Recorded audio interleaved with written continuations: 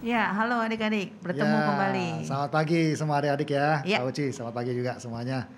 Ya, Sudah sampai di minggu ketiga bulan November, Kak. minggu Makin loh. dekat Natal nih. Makin dekat Natal Iya. ya Kak Uci ya. Apa persiapan yang sudah dilakukan? Waduh, harus fitness kali Oh, ya. fitness.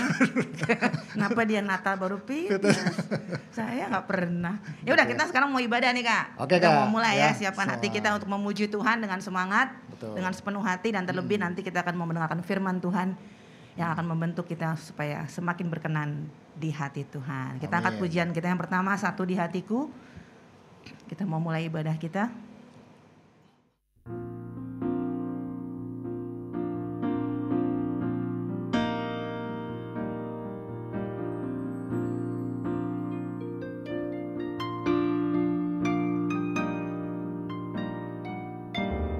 Hanyalah hanya kepadamu ku berikan syukur dan mazmurku, sebab tiada Allah yang seperti Engkau. Kasih setiamu setiap hari selalu baru. Hanyalah hanya kepadamu, hanyalah hanya kepadamu ku takkan berhenti berharap, sebab tiada Allah yang seperti Engkau. Janji setiamu tinggal tetap. Ku menyembahmu, ku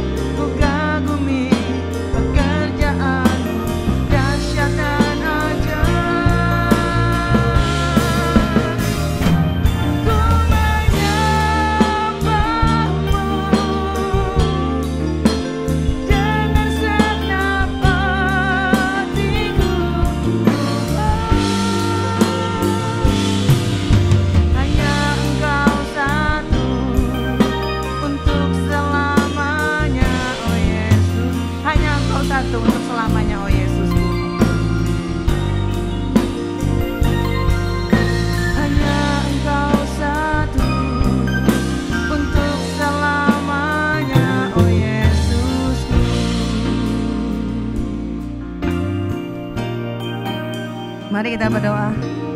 Tuhan, inilah pengakuan kami, hanya Engkau satu di hidupku. Pada saat kami menerima dan menikmati berkat Tuhan, hanya satu yang layak menerima pujian, yaitu Engkau, Yesus Juru Selamat kami. Pada saat kami menghadapi apapun tantangan yang kami hadapi, hanya satu tempat kami berharap, yaitu Engkau, Yesus. Terima kasih Tuhan kalau sampai hari ini kami boleh menikmati berkat Tuhan, kami boleh beribadah, menikmati hadirat Tuhan. Engkau hadir, Engkau pimpin ibadah kami, dan inilah kami Tuhan yang siap memuji Tuhan, karena hanya Engkau yang layak kami tinggikan. Tuhan yang pimpin kami semua yang melayani, dan kami siapkan hati kami untuk memuji Tuhan, dan terlebih nanti kami mau menikmati berkat Tuhan. Terima kasih Tuhan, kami buka ibadah kami dalam pimpinan tangan Tuhan. Kami sudah bersyukur berdoa dalam satu nama yang penuh kuasa, yaitu nama Tuhan Yesus Kristus. Haleluya. Amin. Amin. Gimana Kak, suruh berdiri terus apa boleh duduk? Tadi kan suruh berdiri. Berdiri aja ya. Berdiri aja. Biar kan semangat lagunya ya. lebih ini ya. Di rumah ini ya. Iya. Berdiri jongkok bolehlah. Berdiri. Dengan Ya. semangat kita mengangkat pujian. Tuhan berkuasa, Tuhan berkuasa. berasa. Kita Ya. mengakui hanya Tuhan yang punya kuasa. Betul.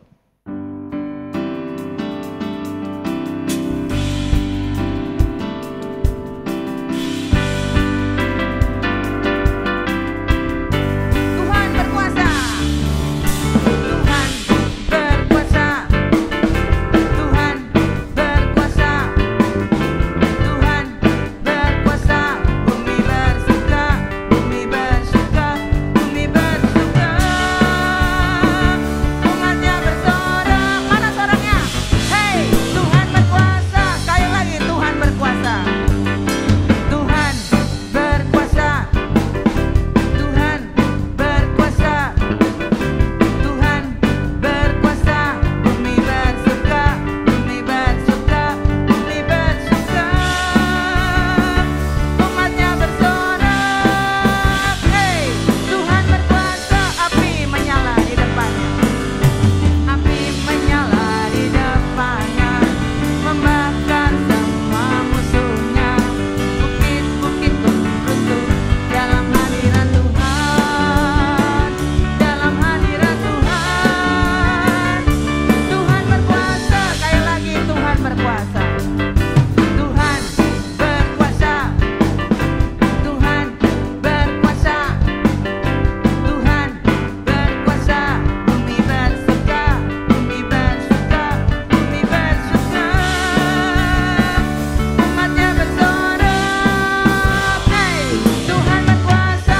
Api menyala di depannya. Api menyala di depannya, membakar semua musuhnya. Bukit-bukit pun runtuh dalam hadirat Tuhan. Dalam hadirat Tuhan. Tuhan berkuasa. Api menyala di depannya.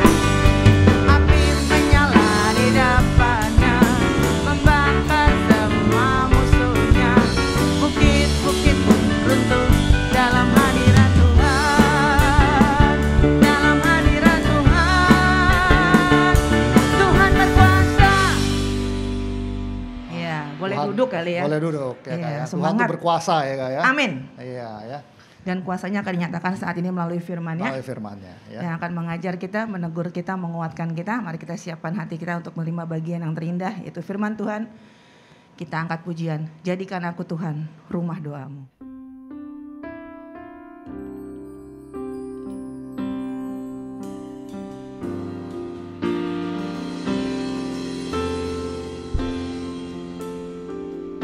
Kita mau bawa hati kita ke hadirat Tuhan. Katakan, ku bawa hidupku sekarang Tuhan ke tempat kudus-Mu.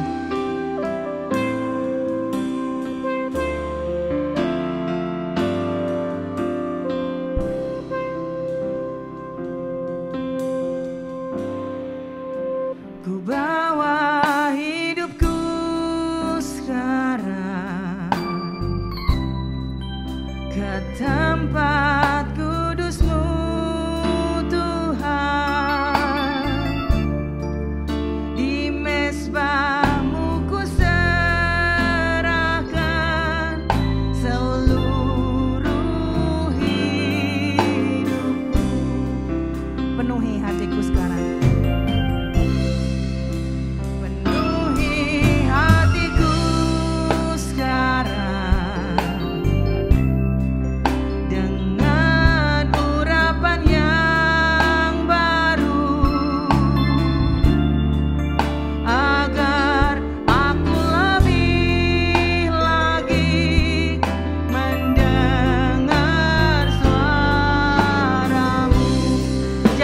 Tuhan rumah doamu. Jadikan aku Tuhan rumah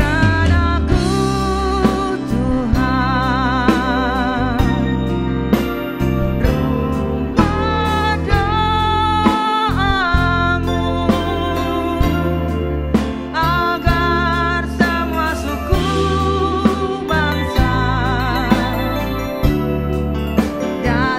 datang menyembahmu. Jadikan aku Tuhan rumah doamu, agar semua suku bangsa datang katakan, jadikan aku Tuhan rumah doamu. Jadikan aku Tuhan rumah doamu,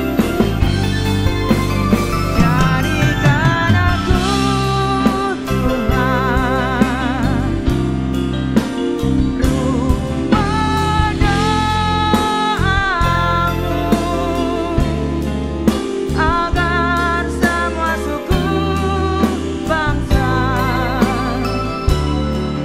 datang menyembahmu. Jadikan aku Tuhan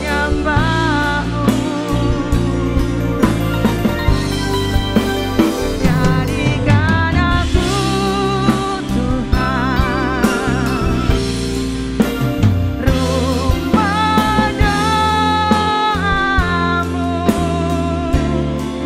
agar semua suku bangsa datang menyembahmu, agar semua suku bangsa datang menyembahmu, agar semua suku bangsa datang menyembahmu, agar semua suku bangsa datang menyembah Engkau Tuhan, agar semua suku bangsa datang menyembahmu. Ya, mari kita berdoa. Terima kasih ya Tuhan, seperti puji-pujian ini ya Tuhan, kami mau ya Tuhan menjadi rumah doamu ya Bapa. Biarlah kami senantiasa untuk belajar firman-Mu ya Tuhan, dan kami melakukan firman-Mu, sehingga Roh Kudus itu ada dalam hati kami ya Bapa, sehingga kami layak menerima segala berkat-berkat daripada Tuhan. Sebelum kami mendengar firman-Mu, ampuni segala dosa kesalahan kami ya Tuhan, layakkan kami ya Bapa di hadapan-Mu. Kami sehati berdoa untuk Kak Hardi yang akan membawakan firman-Mu. Tuhan beri kesehatan tubuh yang sempurna, Tuhan berikan hikmat, kuasa ya Bapa, sehingga firman yang ditaburkan ini dapat menguatkan iman percaya kami kepada kami, sehingga kami menjadi dewasa iman ya Tuhan, dan kami akan menerima segala hal yang baik, berkat-berkat daripada Tuhan. Terima kasih ya Bapa, kami akan sambut firman Tuhan, hanya di dalam nama Tuhan Yesus Kristus kami sudah berdoa dan mengucap syukur. Haleluya, amin. Halo adik-adik, berjumpa kembali dengan kakak pada saat ini, dan kita akan bersama-sama belajar kebenaran firman Tuhan yang tentunya masih membahas tentang kehidupan Elisa.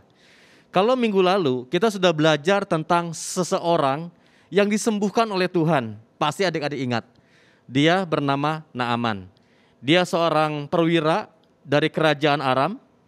Namun kita tahu bahwa ketika Naaman sudah mendapatkan kesembuhan, apa yang dia lakukan setelah dia mentaati apa yang diperintahkan oleh Nabi Elisa. Sekalipun kita tahu ketika Elisa memerintahkan Naaman untuk mencelupkan tubuhnya, menenggelamkan badannya di sungai Yordan sebanyak berapa adik-adik? 7 kali. Dia pada awalnya merasa panas hati. Tapi ada pegawainya yang mengatakan kalau Tuhan melakukan sesuatu yang lebih susah dari ini pasti Tuhan mau ngikutin kan. Kemudian Naaman berpikir, oh iya juga ya, benar juga gitu. Akhirnya dia melakukan, dan singkatnya dia mendapatkan kesembuhan dari Tuhan. Nah, apa yang dilakukan oleh Naaman setelah dia mendapatkan kesembuhan adik-adik? Kita baca dulu dalam ayat firman Tuhan, dalam 2 Raja-Raja 5 ayat 15 sampai ke 16. Inilah yang dilakukan oleh Naaman ketika dia mendapatkan kesembuhan daripada Tuhan melalui nabinya Elisa. Kita coba baca dalam ayat ke-15. 2 Raja-Raja 5 ayat 15. Kemudian kembalilah ia dengan seluruh pasukannya kepada abdi Allah itu, maksudnya Elisa, Setelah sampai, tampillah ia ke depan Elisa dan berkata, "Sekarang aku tahu bahwa di seluruh bumi tidak ada Allah kecuali di Israel." Ini pengakuan yang keluar dari mulut Naaman. "Karena itu, terimalah kiranya suatu pemberian dari hambamu ini." Ayat 16. Tetapi Elisa menjawab, "Demi Tuhan yang hidup, yang di hadapannya aku menjadi pelayan, sesungguhnya aku tidak akan menerima apa-apa." Maksudnya Elisa tidak mau menerima pemberian dari Naaman. Dan walaupun Naaman mendesaknya supaya menerima sesuatu, ia tetap menolak. Nah adik-adik, kita tahu bahwa ketika seseorang mengalami satu kesukaran dan mendapatkan jawaban dari Tuhan, tentunya yang terbersit dalam hati dan pikirannya adalah ucapan syukur. Salah satu bentuk ucapan syukur yang ingin Naaman berikan kepada Tuhan, tentunya melalui Elisa, adalah dengan memberikan persembahan yang tentunya sudah dia siapkan sebelumnya, sebelum dia pergi menghadap Elisa. Karena Naaman tahu bahwa di Israel ada seorang nabi Tuhan yang dipakai Tuhan dengan luar biasa, bahkan melalui perantaraan Elisa ada banyak mujizat dikerjakan Tuhan. Dan Naaman pergi ke Israel. Nah, oleh karena itu ketika Naaman mendapatkan mujizat dari Tuhan adik-adik, karena kita tahu, kita ingat bahwa minggu lalu telah disampaikan tentunya bahwa Naaman menderita sakit kusta.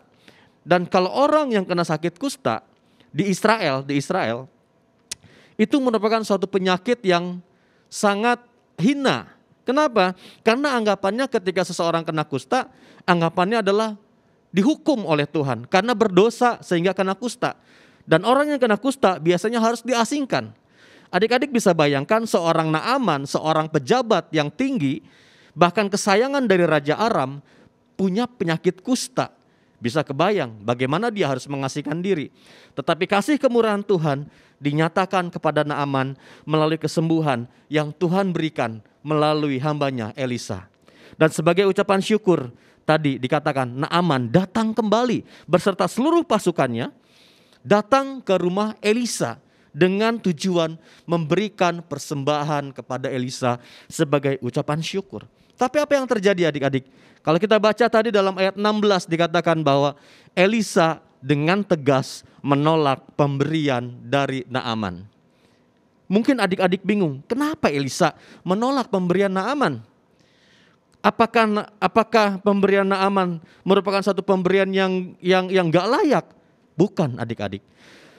Tetapi di sini Elisa ingin menyatakan buat setiap kita bahwa khususnya kepada Naaman, bahwa kesembuhan yang dia peroleh bukan karena Elisa, tapi semata-mata hanya karena Tuhan. Oleh karena itu Elisa tidak mau menerima pemberian dari Naaman. Ya, jadi Elisa ingin mengembalikan pola pikir yang benar kepada Naaman bahwa segala sesuatu yang terjadi dalam kehidupan Naaman, khususnya masalah kesembuhan dari kusta, itu bukan karena perbuatan Elisa, tapi semata-mata karena Tuhan. Dan Elisa ingin menunjukkan bahwa di Israel masih ada Tuhan yang berkuasa, yang disembah dan dilayani oleh Elisa. Ini suatu kebenaran firman Tuhan yang ingin diajarkan buat setiap kita, bahwa bersyukurlah kita di dalam Tuhan. Kita memiliki Allah yang begitu luar biasa, yang dahsyat adik-adik, sanggup memberikan kuasanya, mujizatnya bagi setiap orang yang percaya.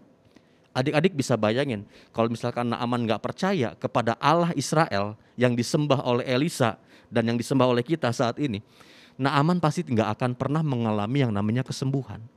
Tetapi Elisa sadar bahwa kesembuhan yang dialami oleh Naaman adalah oleh karena karya Tuhan yang dahsyat. Oleh karena alasan itulah Elisa menolak pemberian dari Naaman. Karena Elisa ingin memberikan satu pengenalan yang benar kepada Naaman bahwa sesungguhnya hanya Tuhan yang memberikan kesembuhan itu. Dan terbukti kalau kita baca dalam ayat-ayat selanjutnya, setelah Elisa bersikukuh atau bersikap dengan tegas menolak pemberian dari Naaman, apa yang keluar dari mulut Naaman? Naaman bukan hanya mengakui bahwa di bumi ini tidak ada Allah selain di Israel, yaitu Allah Israel, tapi pada akhirnya Naaman mengambil sebuah keputusan untuk menyembah Tuhan Allah Israel. Karena kita tahu orang Aram itu adalah orang yang gak kenal Allah. Mereka menyembah kepada berhala-berhala. Tapi ketika Naaman mendapatkan kesembuhan dari Tuhan dan dia disadarkan oleh Elisa bahwa kesembuhan itu datangnya dari Tuhan bukan dari Elisa, maka Naaman mengambil satu keputusan, aku akan menyembah Tuhan dan tidak akan menyembah berhala dalam kehidupannya. Dan kalau kita baca lagi selanjutnya dikatakan, hanya mohonkanlah pengampunan kepada Tuhan jika satu saat aku harus mendampingi raja dan dan menyembah kepada berhala yang disembah oleh raja. Tapi sesungguhnya hati Naaman tetap berpaut kepada Tuhan. Kemudian apa kata Elisa? Pergilah dengan selamat. Puji Tuhan. Jadi kita ngerti bahwa apa yang dilakukan oleh Naaman adalah setelah dia menerima kesembuhan dari Tuhan, dia datang kembali kepada Elisa dan memberikan persembahan kepada Elisa sekalipun ditolak, dan akhirnya memang membuat Naaman mengerti bahwa kesembuhan yang dia peroleh hanya daripada Tuhan. Namun yang kita akan bahas bukan masalah kesembuhan Naaman, adik-adik. Ada sisi yang lain yang ingin Tuhan ajarkan buat adik-adik dan kakak semuanya, bahwa di dalam kehidupan kita sebagai anak-anak Tuhan, kita harus menjadi suatu teladan bagi orang lain. Loh, belajar dari mana, Kak? Yuk kita lihat dari kehidupan Gehasi. Kita lihat di dalam dua Raja-Raja pasal 5 ayat 20 sampai 23. Dua Raja-Raja pasal 5 ayat 20 sampai 23. Demikian firman Tuhan. Berpikirlah Gehasi, bujang Elisa, abdi Allah. Sesungguhnya tuanku terlalu menyegani Naaman, orang Aram ini, dengan tidak menerima persembahan yang dibawanya. Demi Tuhan yang hidup, sesungguhnya aku akan berlari mengejar dia dan akan menerima sesuatu daripadanya. Lalu Gehasi mengejar Naaman dari belakang. Ketika Naaman melihat ada orang berlari-lari mengejarnya, turunlah ia dengan segera dari atas kereta untuk mendapatkan dia dan berkata, "Selamat." Maksudnya di sini adalah kayak salam ya. Kalau orang zaman dulu kalau ketemu satu dengan yang lain selalu mengucapkan salam ya. Jawab Gehasi, "Selamat," dibalas. Jadi dengan kata salam juga. Tuan, kemudian lanjut kata Gehasi apa? "Tuanku Elisa menyuruh aku mengatakan, baru saja datang kepadaku 2 orang muda dari pegunungan Efraim, dari antara rombongan nabi. Baiklah berikan kepada mereka setalenta perak dan 2 potong pakaian." Naaman berkata, "Silakan, ambillah 2 talenta. Naaman mendesak dia dan membungkus 2 talenta perak dalam 2 pundi-pundi dan 2 potong pakaian. Lalu memberikannya kepada 2 bujangnya. Mereka ini mengangkut semuanya di depan Gehasi." Apa di sini yang kita pelajari dari firman Tuhan? Ketika Naaman datang dengan pasukannya hendak memberikan suatu pemberian kepada Elisa dan Elisa menolak, Gehasi tahu, adik-adik, siapa Gehasi? Kita tahu Gehasi adalah pembantu yang melayani Elisa. Dia pembantunya Elisa. Dengan kata lain, Gehasi adalah orang yang dekat dengan Elisa. Gehasi adalah orang yang bukan tidak kenal firman Tuhan, tapi Gehasi adalah orang yang betul-betul mengerti apa yang firman Tuhan sampaikan melalui kehidupan Elisa. Kenapa? Karena Gehasi pembantu Elisa dan dekat dengan Elisa. Namun apa yang terjadi, adik-adik? Ketika Gehasi tahu bahwa Elisa menolak apa yang ditawarkan oleh Naaman, Gehasi mulai memutar otak, adik-adik. Mulai berpikir, wah, kayaknya nih Bapak Elisa ini segen untuk menerima pemberian dari Naaman. Ya, tahu arti segan? Kalau tadi kakak baca-baca dalam terjemahan dalam kamus bahasa Indonesia, kata menyegani di sini adalah ada rasa hormat, bisa juga ada rasa takut. Jadi anggapan Gehasi, kenapa Elisa nggak mau menerima pemberian dari Naaman? Mungkin Bapak Elisa itu takut karena Naaman adalah seorang pejabat. Apakah betul seperti itu? Tidak, adik-adik. Bukan itu. Kenapa Nabi Elisa tidak mau menerima pemberian dari Naaman? Tadi di depan sudah kakak jelaskan. Nah, tapi Gehasi punya pemikiran yang salah. Dia mulai mengambil kesempatan dalam kesempitan. Sebab dikatakan tadi dalam ayat 20, sesungguhnya tuanku telah menyegani Naaman, orang Aram ini, dengan tidak menerima persembahan yang dibawanya. Kemudian bahayanya di sini, demi Tuhan yang hidup. Gehasi mulai memakai nama Tuhan, tetapi untuk melakukan sesuatu yang tidak berkenan kepada Tuhan. Adik-adik yang terkasih dalam Tuhan, dalam kehidupan kita pasti ada banyak hal yang kita hadapi. Ada banyak keinginan yang ada dalam hati kita. Ada suatu kerinduan terhadap sesuatu yang kita idam-idamkan dalam hati kita. Mungkin sampai saat ini kita belum menerimanya karena sesuatu dan lain hal. Tapi apa yang terjadi ketika dalam Gehasi, dia punya keinginan untuk memiliki sesuatu yang buat dia sangat diingini, ya, seperti kekayaan dan lain sebagainya. Nah, di sini Gehasi melihat ada satu kesempatan. Tapi kesempatan yang ada bukan kesempatan yang besar, tapi kesempatan dalam kesempitan. Karena kita tahu kalau namanya kesempatan dalam kesempitan, pasti untuk menjangkau sesuatu dalam kesempatan dan kesempatan dalam kesempitan, pasti biasanya akan meraih sesuatu itu dengan cara yang tidak benar. Itu makanya disebut mempergunakan kesempatan dalam kesempitan, ya. Karena dalam proses untuk mencapai sesuatu dengan cara yang tidak benar, inilah yang dilakukan oleh Gehasi. Dia mulai berpikir, saya harus mendapatkan apa yang tadi enggak diterima oleh Elisa. Saya harus mendapatkannya buat diri saya sendiri. Jadi di sini adik-adik, apa kesalahan yang dilakukan oleh Gehasi sehingga dia melakukan dosa di hadapan Tuhan? Yang pertama adalah, dalam menurut catatan kakak di sini adalah tidak mau taat kepada kehendak Tuhan. Padahal Gehasi tahu Elisa menyebutkan, demi nama Tuhan yang hidup, aku tidak akan menerima apa-apa. Dengan kata lain, Elisa tidak menerima pemberian dari Naaman atas dasar kehendak Allah. Elisa sadar bahwa itu semua bukan kehendak Tuhan, dan Tuhan tidak pernah menyuruh Elisa untuk menerima pemberian itu. Elisa taat kepada firman Tuhan, dan Gehasi mendengar perkataan Elisa.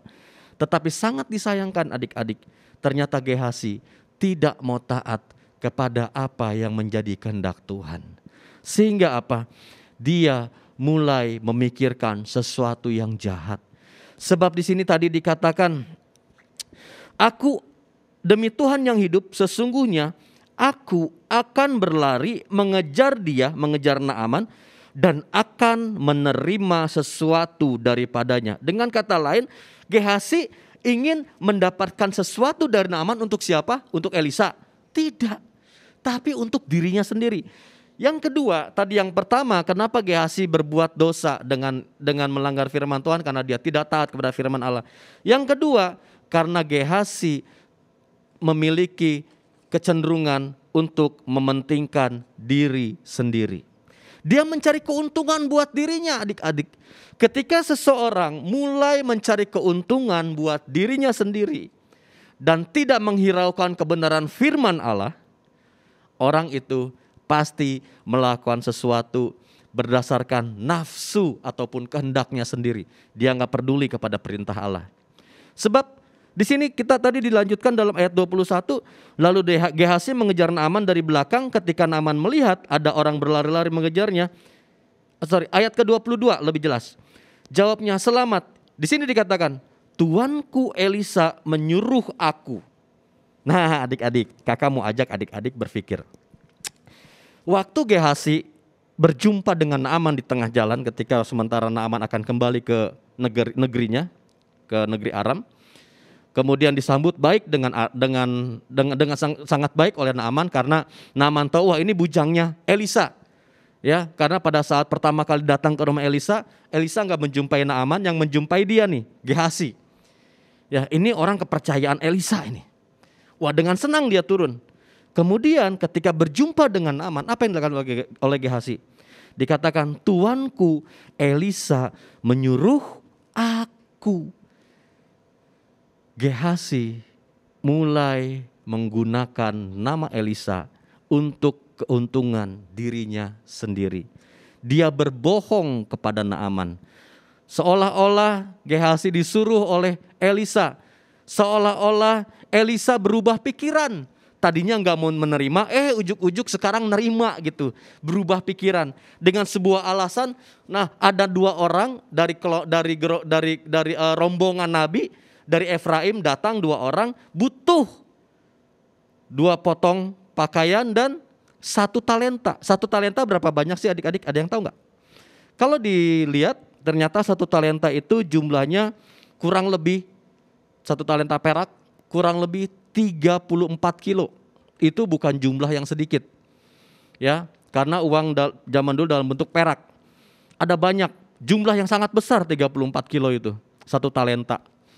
Ya, karena dengan uang 1 talenta itu bisa membeli budak, bisa membeli kebun anggur, kebun zaitun, bisa membeli ternak. Ya, ada banyak bisa dipakai untuk banyak hal. Karena sangat besar sekali jumlah segitu. Nah, kemudian di sini Naaman dengan senang hati. Tadi Gehazi minta 1 talenta dan 2 potong pakaian. Karena tadi dia bilang ada 2 orang dari Efraim, ya tepatnya dari rombongan Nabi di sana datang ke Elisa.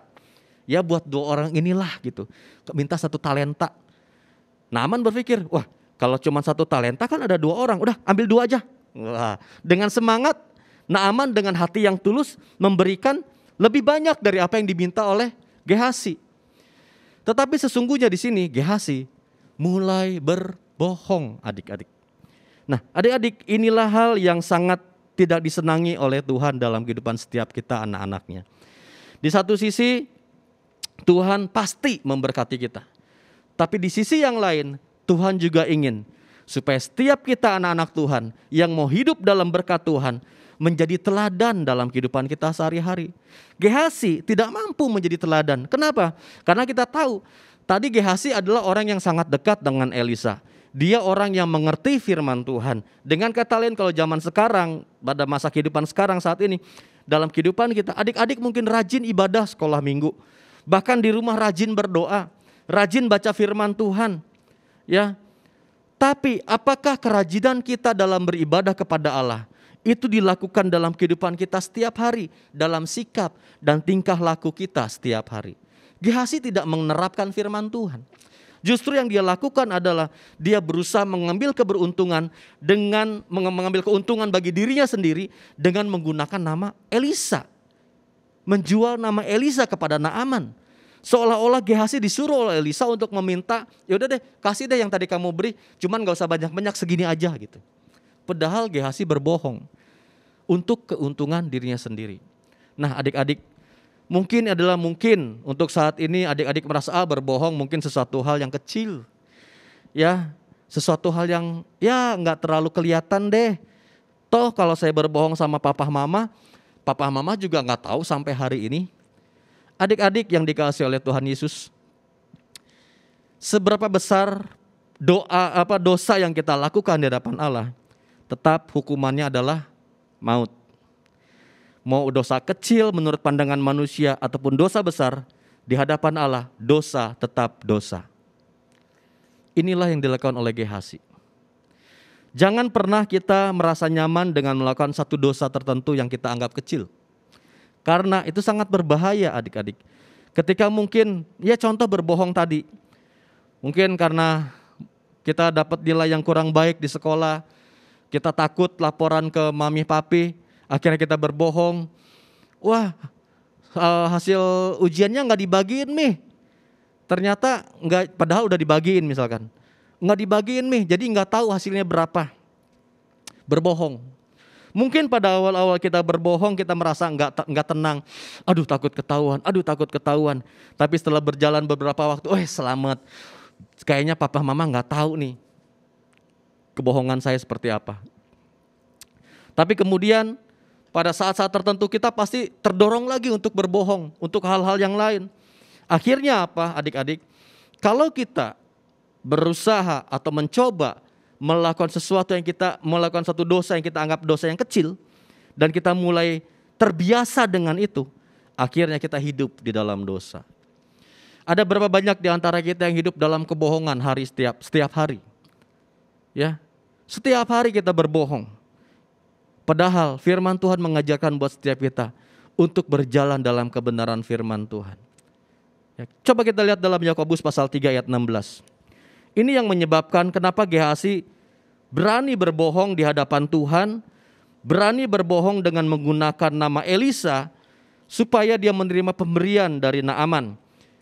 Yakobus 3 ayat 16, demikian firman Tuhan. Sebab di mana ada iri hati dan mementingkan diri sendiri, di situ ada kekacauan dan segala macam perbuatan jahat. Jadi jelas ya adik-adik, ketika dalam hati kita ada hati yang mementingkan diri sendiri, berusaha untuk mencari keuntungan diri sendiri, maka di situ ada kekacauan. Artinya apa kekacauan? Kita rela melakukan sesuatu, menghalalkan segala macam cara untuk mendapatkan sesuatu yang menguntungkan diri kita sendiri. Dan akhirnya adalah kita melakukan kejahatan di hadapan Tuhan. Mungkin manusia nggak tahu kebohongan apa yang kita lakukan. Manusia nggak ngerti dusta apa yang ada dalam hidup kita, yang kita sembunyikan. Tapi Tuhan adalah Allah yang Maha Tahu. Apa buktinya? Kita lihat dalam 2 Raja-Raja 5, 2 Raja-Raja 5 ayat 25. 2 Raja-Raja 5 ayat 25. 2 Raja-Raja 5 ayat 25, demikian firman Tuhan. Baru saja Gehazi masuk dan tampil ke depan tuannya, maksud ke depan Elisa. Berkatalah Elisa kepadanya, "Dari mana Gehazi?" Jawabnya, "Hambamu ini tidak pergi kemana-mana." Benar enggak apa yang dikatakan oleh Gehazi? Ketika Elisa bertanya, "Kamu dari mana Gehazi?" "Oh enggak, aku enggak dari mana-mana. Aku ada dari tadi di sini." Benar enggak? Enggak benar. Padahal Gehazi baru aja pulang dari menjumpai Naaman dengan membawa banyak harta, membawa uang 2 talenta dan 2 potong pakaian yang bagus tentunya, ditaruh di rumahnya. Dan ketika bertemu dengan Elisa, dia berbohong. Nah inilah adik-adik, ketika seseorang menganggap remeh satu dosa, dianggapnya dosa yang kecil, kemudian mulai terbiasa dalam kehidupan itu, maka berikut-berikutnya dia akan mengulangi hal yang sama. Gehazi menutupi kebohongan dengan kebohongan yang lain. Apakah Elisa tidak tahu apa yang dilakukan oleh Gehazi? Tahu adik-adik. Coba kita lihat di dalam ayat selanjutnya ya. Ayat 26, tetapi kata Elisa kepadanya, "Bukankah hatiku ikut pergi ketika orang itu turun dari atas keretanya mendapatkan engkau? Maka sekarang engkau telah menerima perak dan dengan itu dapat memperoleh kebun-kebun, kebun zaitun, kebun anggur, kambing domba, lembu sapi, budak laki-laki dan budak perempuan." Benar ya? Jadi 1 talenta aja bisa mendapatkan ini semua adik-adik. Bagaimana dengan 2 talenta? Banyak sekali. Kebohongan demi kebohongan yang dilakukan oleh Gehazi, apakah membawa keuntungan buat Gehazi? Ayat terakhir, ayat 27. Tetapi penyakit kusta Naaman akan melekat kepadamu dan kepada anak cucumu untuk selama-lamanya. Maka keluarlah Gehazi dari depannya dengan kena kusta putih seperti salju. Wih, serem ya adik-adik ya. Tadi Naaman datang ke Elisa dalam keadaan kusta. Kemudian meninggalkan Elisa dalam keadaan sudah sembuh. Mendapatkan mujizat daripada Tuhan. Tetapi Gehazi yang tadinya tidak kena kusta, yang adalah dekat dengan Elisa, mengerti kebenaran firman Tuhan, namun dia tidak mau melakukan firman Allah, maka upahnya adalah kusta Naaman ada dalam kehidupan Gehazi. Apa maksudnya? Maksudnya adalah Gehazi terkena penghukuman daripada Tuhan. Mungkin untuk saat ini adik-adik yang misalkan melakukan hal yang sama dengan Gehazi, salah satu contohnya berbohonglah seperti yang dilakukan oleh Gehazi. Berbohong sana, bohong sini. Ya kemana-mana bohong. Mungkin nggak dikenain kusta sama Tuhan, tapi penghukumannya pasti ada. Minimal ketika kita berbicara dengan orang lain dan orang lain sudah tahu apa yang menjadi perlakuan kita, perbuatan kita yang tidak baik, pasti orang itu nggak akan percaya kepada kita. Wah dia mau ngomong cuman ngomong gede aja lah. Pasti juga ujung-ujungnya bohong. Inilah hukuman yang kita terima. Seharusnya ketika Gehazi ditanyakan oleh Elisa, engkau dari mana? Kalau dia berkata jujur, aduh maaf Tuanku Elisa, tadi aku telah berdosa. Aku telah merancangkan begini. Berkata jujur kepada Elisa, pasti Gehazi nggak akan mengalami kusta adik-adik. Nggak akan dihukum oleh Tuhan, tapi diberikan pengampunan oleh Tuhan. Begitu juga dalam kehidupan kita adik-adik. Tuhan menghendaki kita untuk melakukan sesuatu yang baik. Segala sesuatu yang menjadi berkat buat orang lain. Tujuannya apa? Karena Tuhan ingin supaya kita menjadi teladan dalam kehidupan ini. Tuhan menghendaki perbuatan kita betul-betul menjadi contoh yang baik, contoh yang benar, yang sesuai dengan firman Tuhan. Sebab dalam ayat emas kita dalam Titus 2 ayat 7 dikatakan, dan jadikanlah dirimu sendiri suatu teladan dalam berbuat baik. Inilah yang Tuhan kehendaki dalam kehidupan kita. Kita menjadi teladan buat banyak orang dalam hal apa? Berbuat baik. Bukan berbuat sesuatu yang jahat. Ya, berbuat yang baik. Ya bukan dengan kebohongan kita. Bukan dengan kita menjadi orang yang egois, mementingkan diri sendiri, kemudian gak peduli dengan orang lain mau susah, orang lain mau senang, terserah. Yang penting saya happy. Dan untuk mendapatkan kesukaan saya itu terserah orang lain mau menderita atau tidak. Enggak adik-adik. Tapi kalau kita mau menjadi teladan dalam berbuat baik, kita peduli kepada orang lain. Kita mengerti firman Tuhan dan mau taat kepada firman Tuhan. Pasti hidup adik-adik dan hidup kakak diberkati oleh Tuhan. Jadi firman Tuhan pada saat ini mengajarkan buat setiap kita. Jadilah teladan dalam kehidupanmu. Dengan berbuat baik. Jangan seperti Gehazi. Ya, tadi dikatakan terakhir Gehazi kenapa? Kusta. Dan ketika dia berjalan, pasti orang-orang melihat keadaan Gehazi yang kena kusta. Dan orang lain pasti akan mengasingkan Gehazi.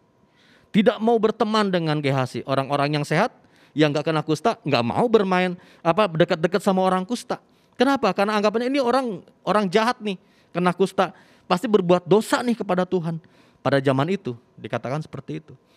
Ya, orang yang kena kusta pasti orang lain yang melihat orang yang kusta, oh orang kusta ini pasti berbuat dosa di hadapan Allah sampai Tuhan menghukum dia dengan kusta. Sehingga orang itu harus diasingkan keluar kota. Nggak boleh ada di dalam kota. Ya, karena harus diasingkan, betul-betul diasingkan. Nah, Gehazi mengalami hal seperti ini. Untuk apa mendapatkan kekayaan, mendapatkan apa yang kita ingini, yang kita rindukan, tapi ujung-ujungnya kita tidak diberkati oleh Tuhan. Jadi adik-adik, jadilah teladan dalam perbuatan kita. Dalam melakukan segala sesuatu, coba pikirkan baik-baik apakah sesuai firman Tuhan atau tidak. Kalau apa yang kita lakukan sesuai dengan firman Tuhan, kakak yakin adik-adik dan kakak pasti akan menjadi orang-orang yang berhasil, diberkati oleh Tuhan. Hanya satu kuncinya, taat firman Tuhan, jangan mementingkan diri sendiri supaya kita menjadi teladan buat banyak orang. Amin, puji Tuhan. Mari kita bersama-sama bangkit berdiri adik-adik, di tempat adik-adik kita akan berdoa, bersyukur akan kebenaran firman Tuhan. Tadi ayat emasnya udah ya, dalam Titus 2 ayat 7 ya. Mari kita bersama-sama berdoa. Bapa di sorga, kami mengucap syukur pada saat ini buat kebenaran firman-Mu yang mengajarkan kami untuk menjadi teladan dimanapun kami berada. Kami boleh belajar dari kehidupan seorang tokoh yaitu Gehazi melalui kehidupannya yang tidak benar di hadapan Allah. Mampukan kami Bapa untuk menjadi orang-orang yang benar, tidak seperti Gehazi yang mempergunakan kesempatan dalam kesempitan untuk kepentingan dirinya sendiri. Tapi ajar kami Tuhan untuk mengerti kehendak Allah, taat kepada firman Tuhan, sehingga apa yang menjadi kerinduan Tuhan, yaitu supaya kami menjadi teladan buat banyak orang, betul-betul terjadi dalam kehidupan kami. Tuhan yang memberikan iman yang kuat bagi setiap anak-anak-Mu, berkati mereka Tuhan, pribadi lepas pribadi, dimanapun mereka berada. Bahkan kedua orang tua mereka Tuhan juga memberkati. Berikan hikmat, kemampuan buat kedua orang tua mereka untuk tetap mendidik anak-anak-Mu ini Tuhan. Hidup dalam iman kepada Allah, menjadi terang Kristus, menjadi teladan. Sehingga anak-anak-Mu ini Tuhan, sekalipun usia mereka masih muda, tapi Tuhan pakai untuk menjadi berkat bagi banyak orang. Terima kasih Tuhan, hamba-Mu selesai dalam menyampaikan kebenaran firman-Mu. Biarlah firman-Mu terus bertumbuh dalam kehidupan kami anak-anak-Mu. Sehingga anak-anak-Mu ini bertumbuh dewasa dalam iman dan menyenangkan hati Tuhan. Terima kasih Bapa. Dalam nama Tuhan Yesus kami berdoa dan mengucap syukur. Bapa, terima kasih. Bapa, terima kasih. Bapa, terima kasih. Bapa di dalam surga, kami berterima kasih.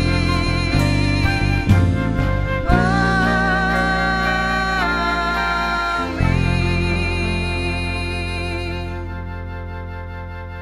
Ya, selamat pagi adik-adik. Selamat pagi, Selamat pagi Kak June. Iya, kita mesti tetap semangat Pak. Semangat. Udah dengar firman Tuhan tadi? Pastinya. Yang bawain tadi siapa Kak?